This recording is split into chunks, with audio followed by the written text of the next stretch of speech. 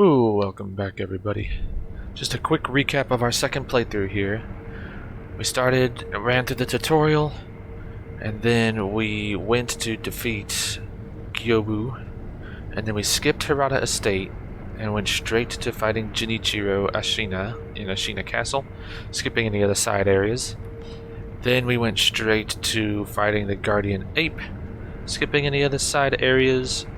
Then we quickly went in front of the Guardian Ape to that poison pool at the bottom to get some fulminated mercury in the bag. Then we ran to the abandoned dungeon, ran through that, went to Senpo Temple, ran through that, beat the folding screen monkeys, and now we are going to take that detour to Hirata Estate. We don't necessarily need to, but it's good to get some money and some upgrade materials we might use, but most importantly is the bosses give so much experience that it's going to save us a good amount of grinding in the future. So I'm going to go ahead and go fight Lady Butterfly. So we're here in Hirata Estate, and I just wanted to point out real quick that you might want to skip the purple ninja near that 3-story pagoda, because he's more trouble than he's worth now that you have the prosthetic tool that he was guarding.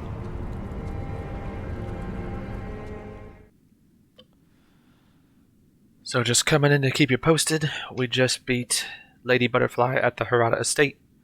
Now we're gonna travel back to Bodhisattva Valley in the Sunken Valley and tackle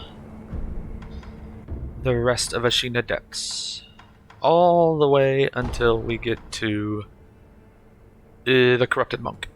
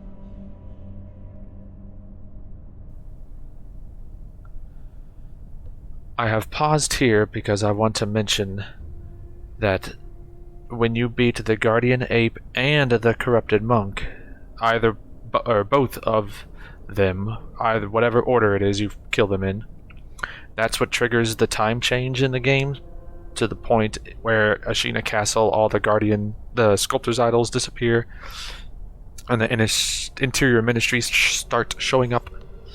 So before you fight the Corrupted Monk is when you need to make sure you have everything you want done. I've skipped a couple of mini-bosses in Ashina Reservoir because all they do are drop heavy coin purses. I have not forwarded Jin Zamon's questline, but if you want to do any of those things, you have to do so now, or they will become unavailable. Other thing I want to mention is, since in this playthrough we're not going to fight as many Shichimen warriors, so against the Corrupted Monk you can be a little more liberal with your divine confetti than we were the first time.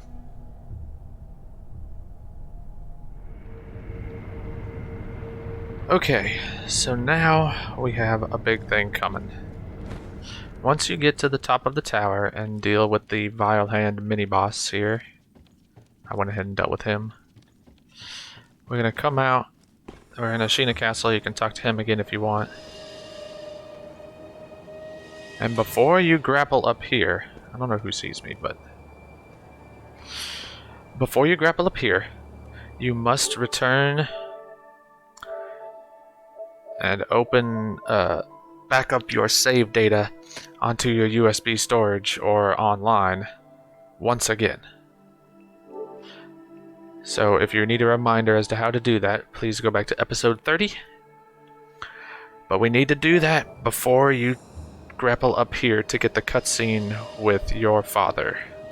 So make sure you do that. That's going to save you a lot of time. We need to do that because we are about to activate the final ending of the game that we have not received yet.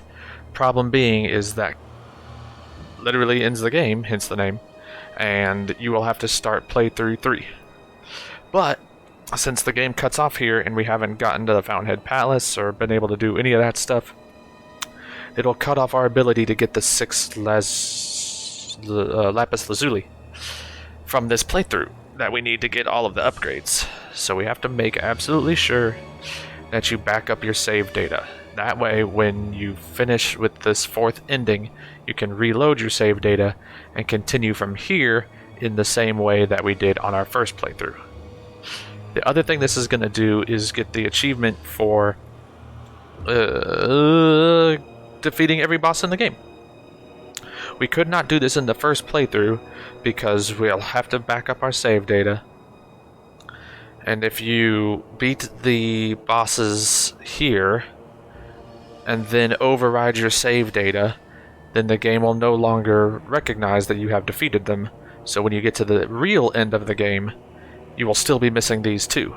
So we have to beat through the game normally first to log in every single boss except for these two, and now we can go take care of them.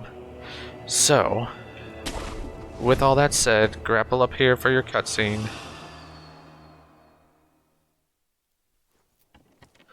But this time, when you talk to your father,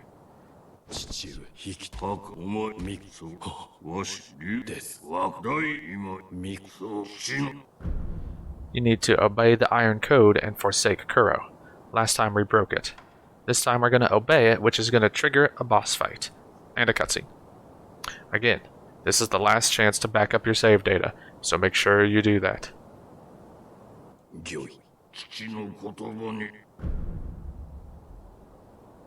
You get one more chance to change your mind, so I'm going to stick with the plan.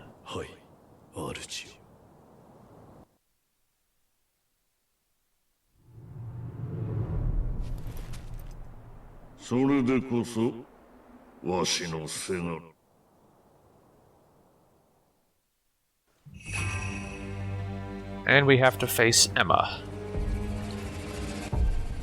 So, luckily she's not too difficult and only has 1 health bar. She swings her sword a lot like Isshin Ashina did from the first phase of the final boss fight, but without any of the wind attacks.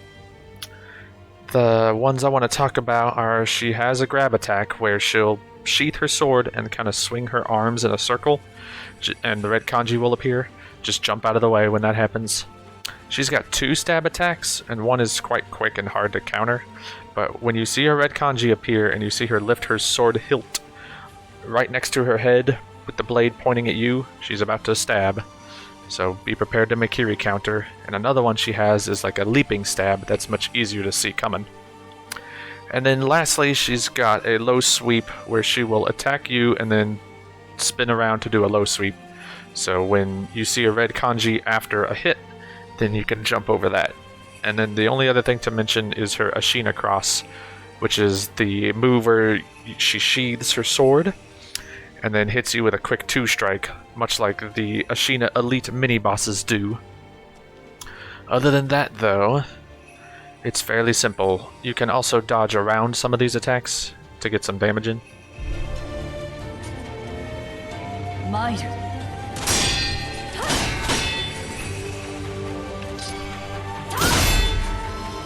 Remember that takes away damage even if you block, so sometimes it's easier to just dodge around it, get some free hits in.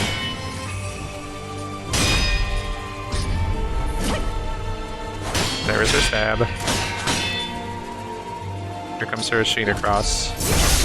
Okay.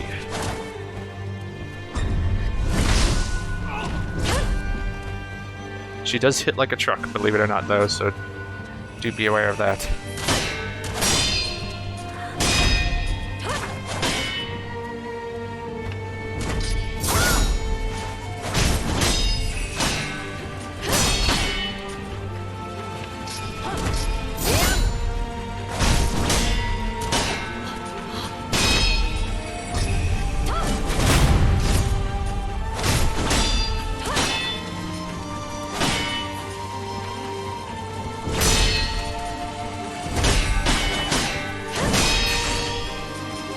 She also has that large combo where she attacks with her sheath. Just stay defensive.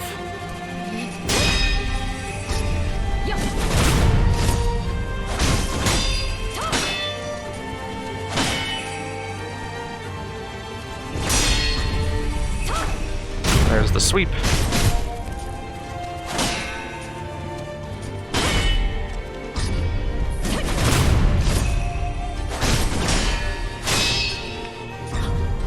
There's the grab. So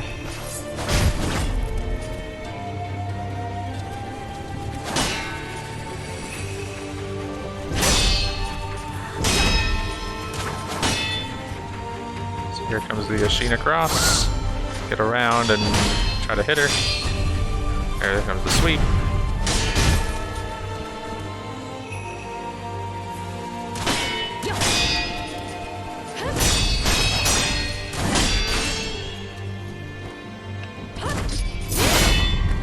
Woohoo. Now, woohoo. Keep in mind that there's another 2-phase boss fight right after this one, so try to get through this without using many healing items, if possible. Oh. Make sure you dodge out of that the minute you hit the ground.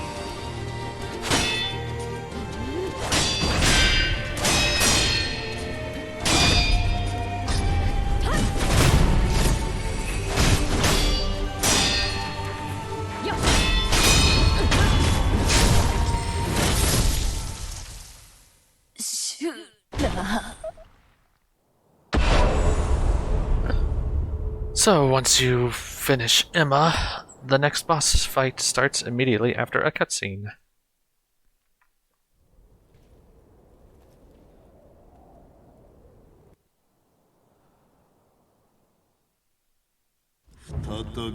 And now, we must fight the present-day Isshin Ashina. Luckily, again, his moveset is very similar to Emma's, so take them the same. Watch out for his perilous stab attack. He's got a grab attack just like she did. He has a low sweep attack just like she did. He does the Ashina cross that you can get around just like we did in the last fight. It's all very similar. The only thing I will add about this fight is that if you attack him while he's standing still, instead of blocking it like most bosses do, he will do a quick sidestep and then backspin and strike you, which is nice for us because if you know it's coming, then you can kind of bait him into standing still. And when you strike, immediately guard, and you will deflect it, and it can continue the fight like normal. So it's nice to keep in mind.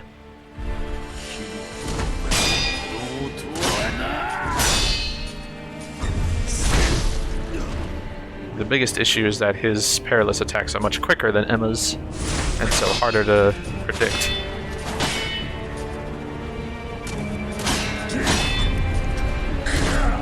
There's a low sweep when he sheaths his sword, and there's the Ashina cross that you can still get around. He also has an Ichi Manji, which you can actually also get around if you're good at dodging. Oop. So dodge when you see him, or jump when you see him sheath his sword.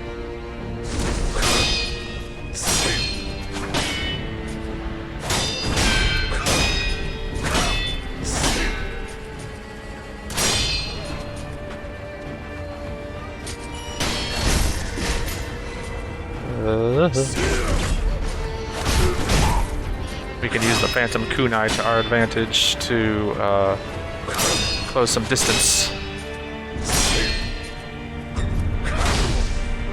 The stab is so fast, it's hard to gauge.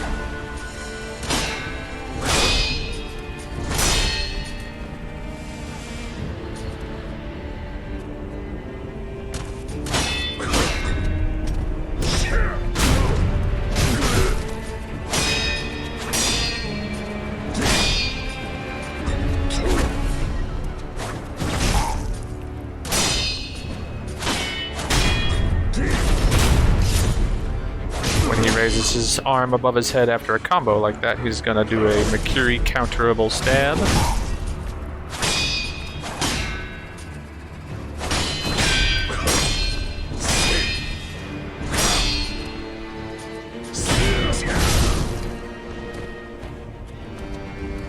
There's still another phase after this, so again, watch your health.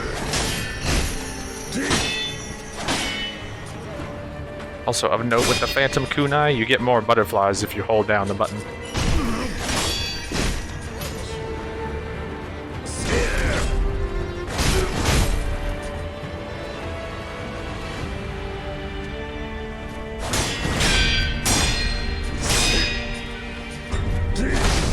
Oh. I didn't even know that's coming. Oh god, yep. That might kill me? No. But make sure you're back out of the way. Put the Isshin across. I was trying to say, you know the Makiri counter is coming when he jumps to the right ever so slightly. Out of nowhere.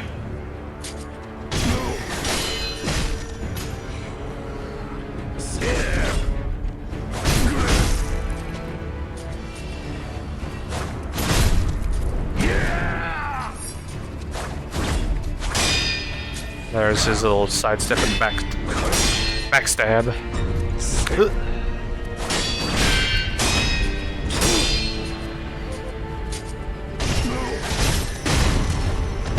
Alright. So now the hard part starts. Before we do anything, make sure you equip your best Lotus Umbrella. Preferably Suzaku's, because there's going to be some fire attacks involved. And so what's going to happen is now all of his attacks are imbued with fire. Luckily, all of his normal attacks are quite easily dodged by sidestepping to your right. The big thing to watch out for this time is he has a desperation move where he sets the entire ground on fire. What you have to do is make sure you're locked onto him, find an area that will not have fire on it. You'll see embers start to show up all across the ground, and then they will erupt in small pillars of flame. So you gotta find an area where there are no embers, activate your umbrella, and while the fire is happening, he will jump towards you with a massive attack involving what will look like thousands of sword slashes. When that's done, when he hits you with the final attack of that move, you can activate your projected force to get some damage on him. Other than that, though, just watch out for the same perilous attacks he had last phase, and any normal move outside of the desperation move, you can sidestep or dash to the right and get around him. So here we go. Switch over to this, and so you look for a place, activate, see then that's going to happen, and then slash. And right that slash is when you want to do that. So those moves can be dodged to the right.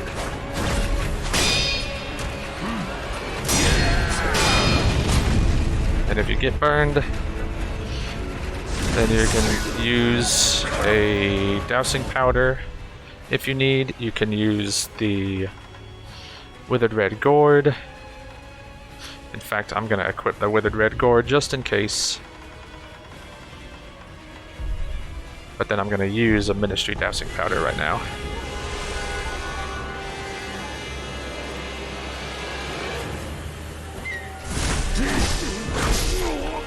Okie dokie.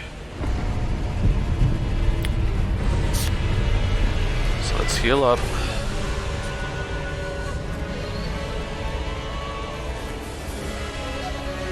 So he's going to do an Ashina cross, which you can still counter. So there is where you want to start dashing around.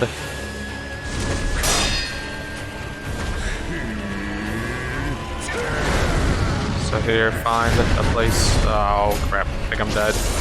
Oh no, not dead. Alright. Couldn't find a place without fire, but I'm out of healing gourds. I'm burning. Everything is going wrong.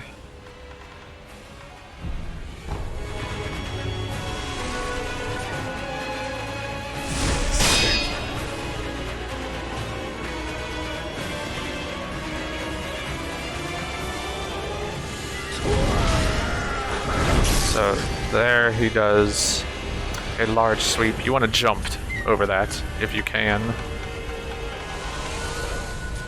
It's when he jams his foot in the ground. So here he's going to do an Ashina cross.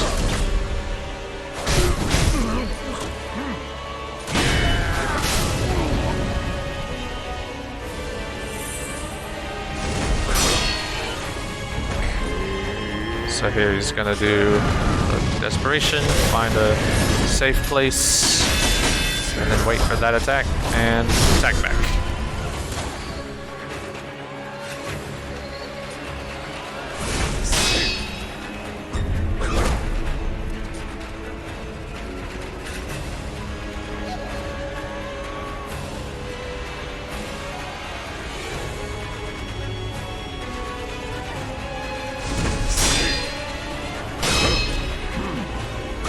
Back away, because that's going to happen. Oh, come on.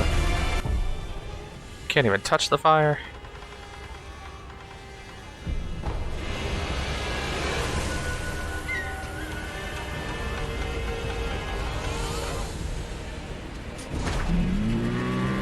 So let's quickly find a safe place and activate.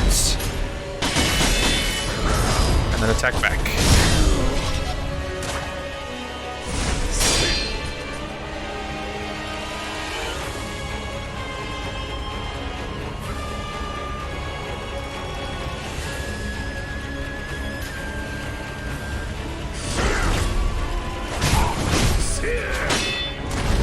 Jump, and then we can get an attack in, maybe. Nope. Alright, where is safe? Umbrella. Oh, I went too early. Crap. Jump out of that way.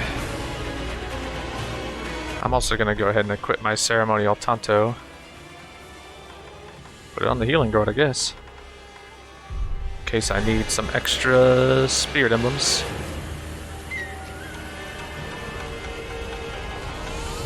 This fight is not easy, especially given this is the first time I've done this fight in quite a long time.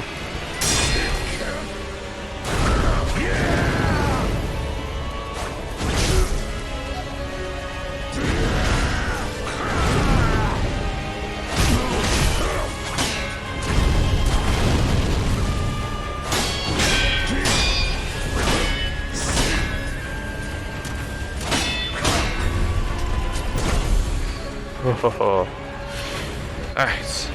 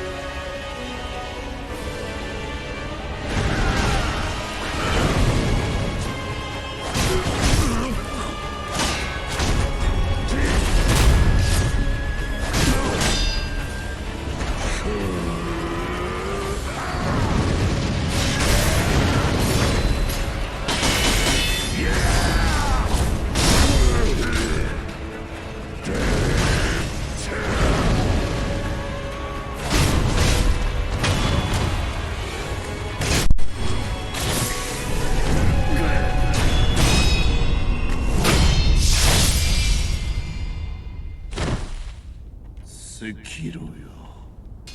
ってやれぬか。And this gets you the trophy for beating Isshin Ashina. You get his memory. You get the trophy for beating every boss in the game. You get a new skill, which we're not going to use, because we're about to overwrite this save data.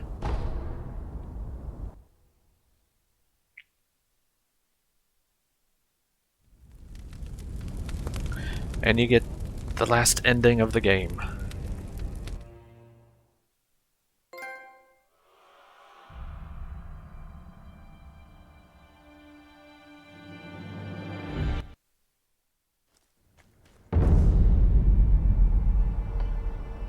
Say no when it asks you if you want to start playthrough 3. You unlock a new Gauntlet of Strength, but again, none of that matters because we're going to override this save data with what's on our USB storage. Again, if you need to remember how to do that, go back to episode 30. And after you reload your save data, we are now back to where we started. So now that we've gotten those 3 trophies, we just need to come back and continue this fight just like we did in our first playthrough. Disobey our father, fight him in a boss fight, and continue along just like we did. Now our goal is going to be one of 2 things. One, we need to get to the Fountainhead Palace where there are 4 lapis lazuli, 2 sold by the pot noble, 1 in the pot noble's pot when you kill the Great Carp, and 1 from the Shichiman warrior in the Fountainhead Palace. And we're also going to do the side quest of the second Hirata estate memory because there are also, I think, 2 fulminated mercury over there. Now the rest of the game is maxing out our skills, maxing out our prosthetic tool upgrades. So we're going to break here, and I will see you guys later. Until then, stay safe.